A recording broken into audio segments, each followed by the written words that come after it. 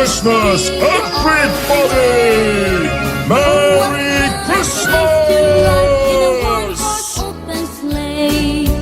Mừng Chúa sinh ra đời, nào mình cùng nắm tay tươi cười, hòa bình đến cho muôn người, cùng cất tiếng ca mừng vui, mừng ngày Giáng sinh an hòa, mừng hạnh phúc cho muôn nhà, từ thành phố hay đồng quê, muôn nơi vui tiếng hát ca vang lừng. Đêm Noel, đêm Noel, ta hãy cùng vui lên. Đêm Noel, ôi đêm ta xin ân trên ban hòa bình cho trần thế. Đêm Noel, chuông vang lên, chuông giao đường vang lên.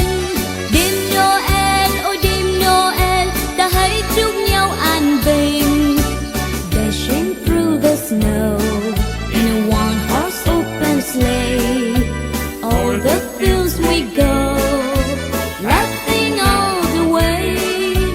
Bells on bobtails ring, making spirits bright.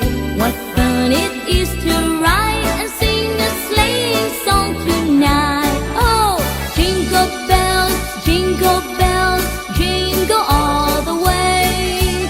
Oh, what fun it is to ride in a one-horse open sleigh. Hey, jingle bells, jingle all the way.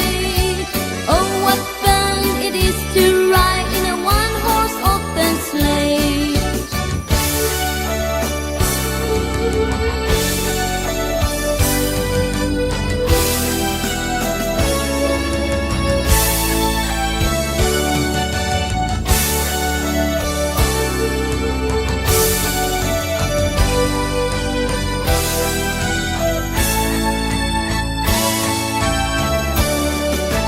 Đêm